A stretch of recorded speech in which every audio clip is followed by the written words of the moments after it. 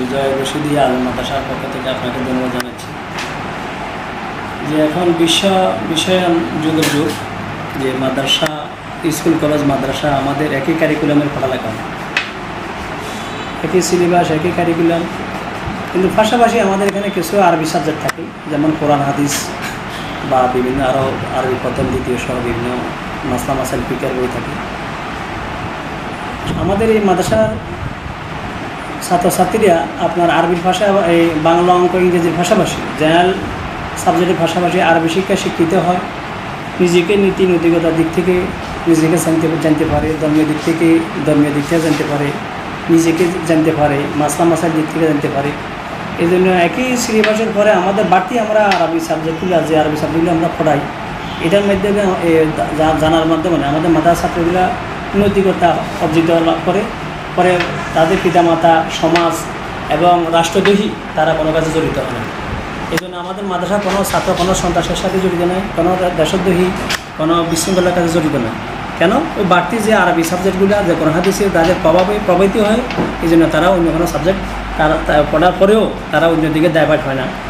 তাদের নীতি নৈতিকতা ধর্মের দিক থেকে, ধর্মীয় মূল্যবোধের বিষয়ে এখানে আমাদের ছাত্রগুলা, এই জন্য তারা নিজেদের চরিত্রকে ডেভেলপ করতে পারে এবং তারা সমাজ ও জাতির সুফল বয়ে আনতে পারে।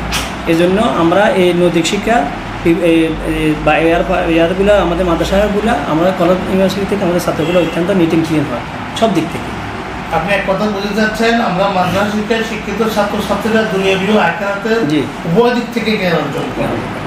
ধন্যবাদ হযরত মাওলানা। আমরা দেখতে পাচ্ছি যে আপনার মাদ্রাসায় ছাত্রদের পাশাপাশি ছাত্রী রয়েছে। মেয়েরা ইসলামী শিক্ষায় শিক্ষিত হয়ে জাতীয় ক্ষেত্রে কতটুকু গুরুত্ব আরোপ করবে এবং সামাজিক দাম্পত্য জীবনে কতটুকু অবদান রাখতে পারবে বলে আপনি মনে করেন?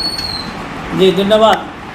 আমাদের মাদ্রাসাগুলোতে কলেজ ইউনিভার্সিটির তুলনায় কোনো অংশে আমাদের ছাত্রী কম না। মেয়ে শিক্ষার্থী যারা, তারা আমাদের শুরু থেকেই, তারা আমি আগে বলছি, তারা ধর্মীয় শিক্ষার পাশাপাশি তারপরে তারা বাংলা, অঙ্ক, ইংরেজি তারা জেনারেল শিক্ষিত হয়। কিন্তু তারা এই মহিলাদের সবচেয়ে বেশি আমাদের এখানে আসে, তাদের ধর্মীয় দিক থেকে নিজেকে চালাতে পারে, ধর্মীয় দিক থেকে চলতে পারে এবং সর্বোপরি তারা নিজেকে মাসলা মাসার দিক থেকে একটা মেয়ে আছে, অন্য কাউকে জানাতে এমন কিছু নিজের ব্যক্তিগত আপনার থাকে, শরী মাসালা থাকে, যেটা অন্য কাউকে জিজ্ঞাসা করতে পারে না। কিন্তু আমাদের দেখেন অষ্টম নবম শ্রেণী সপ্তম থেকে আমাদের একটা আকাইদ ফিকা বই আছে, এখানে আমাদের আকাইদ নির্ভর, মাসলা মাসার নির্ভর। আর যখন নবম শ্রেণী দশম শ্রেণী পড়ি, আমাদের এখানে কুদুরি শাসি আরও অনেক উন্নত মানের বই আমার মাসলা মাসার দিক থেকে। তা এইটাই তারা নিজেকে আরও বেশি ডেভেলপ করতে পারে, নিজেকে জানতে পারে। আর ধর্মীয় দিক থেকে মেয়েরা হইলে আমাদের সন্তান লালন পালনের দিক থেকে মেয়েদেরকে আমরা ডাইভার্ট করি। আমরা পুরুষ বিভিন্ন সময় জায়গায় অবস্থান করতে হয় রোজগারের সন্তানে, কিন্তু আমাদের মেয়েগুলা যখন তারা ধর্মীয় শিক্ষা হয়, পাশাপাশি তাদের ছেলেমেয়েগুলোকে ধর্মীয় শিক্ষাটা দিতে পারে এবং আবার দুনিয়াবী শিক্ষাটাও তারা দিতে পারে। এই জন্য মাগুলা যদি ভালো হয়, সন্তানগুলো ভালো হয়। এই জন্য আমরা আমাদের মেয়েগুলো আরও বেশি এখানে ডেভেলপমেন্ট হয়। আবার এই জন্য আমাদের মেয়ে শিক্ষা এই মাদ্রাসা আরও বেশি আসা দরকার এবং যে পরিমাণ আছে ভবিষ্যতে মনে হয় এদিক থেকে আরও আমাদের মেয়ে শিক্ষার্থীগুলো আরও বেশি ডাইভার্ট হবে, আরও দাবিত হবে ইনশাল্লাহ। ধন্যবাদ মাওলানা। আমরা আপনি যে প্রতিষ্ঠানে আছেন, এই প্রতিষ্ঠানে তো জানতে পারলাম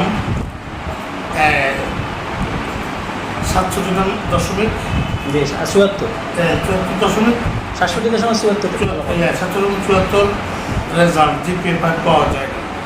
আগামী দিনগুলোর জন্য যাতে করে ভালো রেজাল্ট করে অথবা মাদ্রাসা বোর্ডে প্রথম স্থান বা দ্বিতীয় স্থান অধিকার করতে পারে, এ বিষয়ে আপনার মতামত?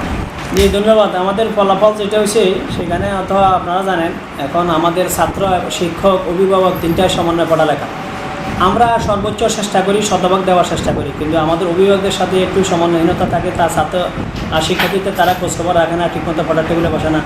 এই জন্য আমরা তিনও ছাত্র শিক্ষক অভিভাবকের সমন্বয় আমরা একটা মিটিং করেছি গত 2 দিন আগে। ওইখানে আমাদের সিদ্ধান্ত হয়েছে আমরা যারা আমাদের দুর্বল এবং সবল শিক্ষার্থীদেরকে আমরা চিহ্নিত করার পরে দুর্বলদের প্রতি আমাদের একটা আলাদা নজর থাকবে, সবলদের প্রতি একটা আলাদা নজর থাকবে এবং আমরা দুর্বল করে ফেলবো যারা আগামীতে আরও ভালো রেজাল্ট করতে পারে, যাতে আমাদের এই ফলাফল যেন আমরা কাটিয়ে উঠতে পারি। এই জন্য আমাদের শিক্ষক কাউন্সিল মিটিং এটা সিদ্ধান্ত হয়েছে আমরা তাদের জন্য আরও অতিরিক্ত ঘন্টার ব্যবস্থা করব এবং তাদের জন্য সম্পূর্ণ আলাদা ক্লাসের ব্যবস্থা করি, যাতে আমাদের ফলাফলটা আরও কাঙ্ক্ষিত মনের হয় এবং সোনামতি যাতে আমরা শ্রেষ্ঠ প্রতিষ্ঠান অর্জন করতে পারি এবং সর্বোপরি মাদ্রাসা বোর্ডে আমাদের রেজাল্টটা যেন আরও ধারাবাহিক থাকে।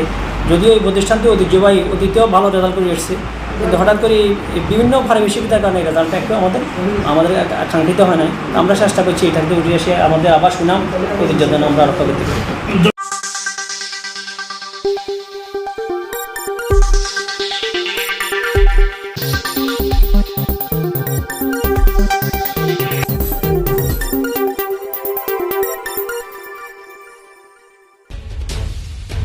স্বাগতম সংবাদ।